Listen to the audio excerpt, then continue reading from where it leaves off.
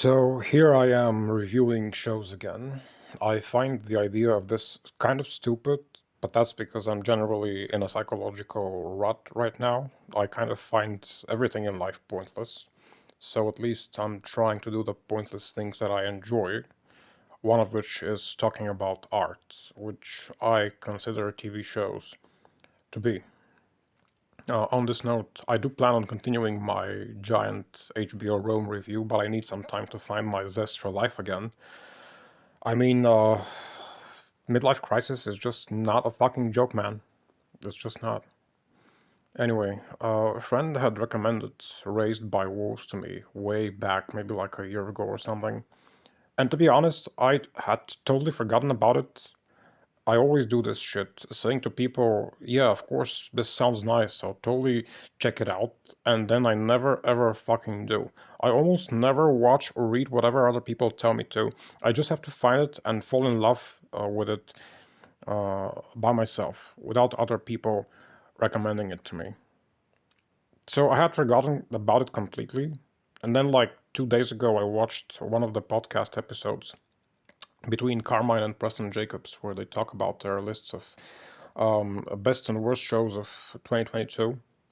And Preston brought up Raised by Wolves with quite a high praise. I mean, I've always perceived Preston Jacobs as insanely intelligent when it comes to, all things nerdy.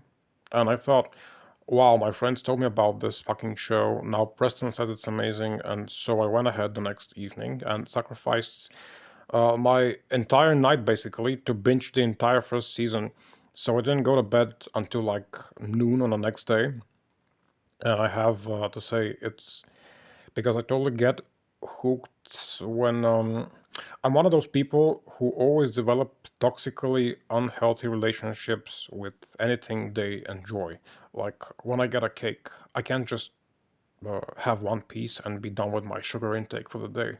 I always pig out and destroy the entire fucking cake because I just can't stand knowing it's there in the fridge and I'm not enjoying it.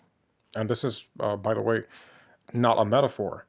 I've literally done this cake thing only once, and this was the last time I ever randomly just bought a cake for myself. And I do the same shit with shows and movies and books. I gotta watch them slash read them all at once, no pause and no disturbances from the outside world. And while I'm doing it, the focus of my entire fucking existence is like strapped to this thing. And so I binged Raised by Wolves and I watched the entire first season in one run. And so, what's my evaluation? You could probably already tell by the title of this video, but, anyways, my evaluation is that it was ultimately just a pile of garbage and a huge disappointment. I, uh, I do have to stress the fact that I binged it in one go, that speaks volumes. It means that I fucking loved the beginning. And I did. I never fucking binge stuff if I don't like it initially, if it doesn't grab me in the beginning. Like the other day, I tried watching The King with Timothée Chalamet because a friend of mine recommended it again because she knew I was a huge history geek. And I started watching it, and like 20 minutes in, I just wanted to vomit and I turned it off. And I managed to binge Raised by Wolves because I was absolutely awestruck by the first few episodes. They really were amazing. I loved the characters and psychological dilemmas of mother and father. I loved the general storyline of like a dystopian future where religious dipshits destroyed the earth and the scientists tried to rescue humanity by inventing a secret mama robot. I loved every single fucking element of that. And then somewhere in the middle, sorry, I started getting fucking tired of it. I grew tired of how they keep shoving in your face that religion is harmful. With all those, idiotic zealots just singing, praying to stones, and making up reasons for everything happening around them based on their stupid god. I mean, I get it. Not only am I an atheist, but I'm a militant fucking atheist. I know religion is generally destructive, but would you just shut up about it? They stressed on this element of the story way too much for my taste, and I know it's a vital element of the story, but still, at some point it just gets annoying and a chore to watch.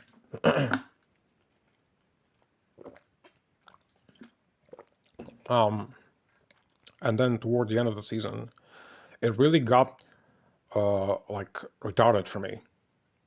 How could they formulate the elements with the two androids so perfectly in the beginning and then fuck it up so wildly toward the end? It was so believable at first. And then suddenly Mother gets pregnant because she had sex in a simulation. And I mean, I do get that it was supposed to be like she was actually impregnated with that thing prior, and the simulation was just a trigger or whatever, the program that made it happen. And then she suddenly has to feed the fetus with actual human blood. Oh, and by the way, this was probably the stupidest thing in the season. The prisoner who was a child molester. So Mother was using him for blood transfusion for her baby, and then they're walking on foot for like what looked like miles to me, kilometers, and this whole time she's draining his blood, and he's still walking and he's fine. And then he reverts the blood flow and suddenly becomes the fucking Hulk. Isn't he supposed to just be getting his own blood back and maybe some of the, the android milk blood or whatever that shit was, the white thing? How is the android milk turning him into the Hulk? Isn't that just some stupid goo, like supposed to maintain androids? How would a robot, how would the robot filler have any effect on humans other than maybe poisoning them? Because humans don't fare well when ingesting fucking machine oil? Maybe, I don't know, maybe there's an explanation for this that I missed out on. Maybe it was actually logical in some stupid sci-fi kind of way. If it was, please explain to me how the fuck that happened. Until then, I'll just claim it's garbage. And then, father gets jealous because mother had virtual sex. I thought these were supposed to be brilliant fucking robots that had no concept of being affected by human-like emotion. What the fuck was that stupid shit? I'm suddenly supposed to feel drama between them after the entire first half of the season smashed into my brain the idea that these genius fucking robots would never be affected by emotional shit. I gotta say, the child molester Hulk thing was ridiculous, yes, but father being jealous was way more, how should I say, disappointing to me. It was so disrespectful to the first part of the story, which was so genius. And the character of the guy from Vikings. I'm supposed to believe this stupid psychopath will actually survive the entire walk from the desert rock back to civilization without fainting, without dying, given he was like half dead and hallucinating shortly after they even left Iraq. And not only does he keep surviving, but he's also still perfectly capable of killing an entire group of armed men. Talk about stupid plot armor for famous actors. I mean, I feel like this stupid trend will never ever end. If the character is played by a famous person, you know they'll be fucking fine in the story. No matter how ridiculous it fucking looks. Because they paid them. Unless they're maybe, I don't know, Sean Bean. And I know I'm also supposed to be to care about Campion, because he's like the whole point of the first season. But am I really suddenly supposed to accept he's now the leader of their group? Like in the final episode, they did like a whole silent, dramatic music montage of him standing over the stupid hole, looking around, trying to seem bossy and kind of implying he's a grown up now and a leader.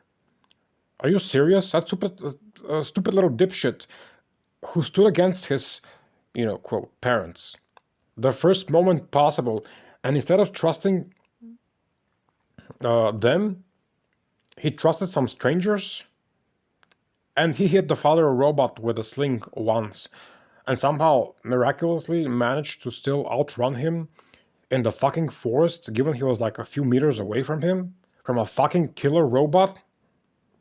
If the show was realistic, the kid would have died then and there.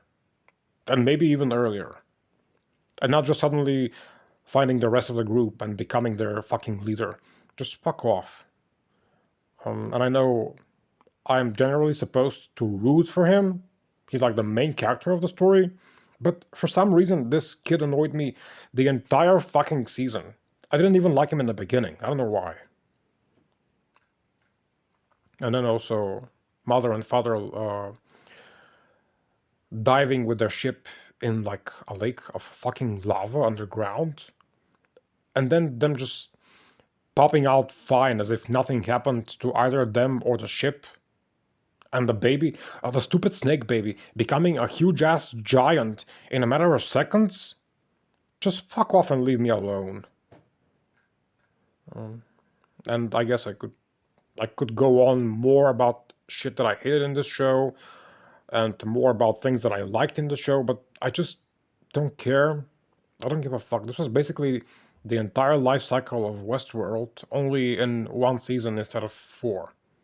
Brilliant beginning, problematic middle, and a totally retarded ending. I don't think I'm gonna watch the second season at all. I might if I decide I really don't have anything better to watch someday, but I really doubt it. This was a huge disappointment for me. And I gotta say, I'm disappointed in Preston Jacobs for praising it as well. I don't know if has he given a more detailed review of it somewhere on his channel? I don't know, but I was surprised to not hear him mention how ridiculous some parts of the show were, especially after how perfectly he broke down the bullshit with Westworld and Game of Thrones.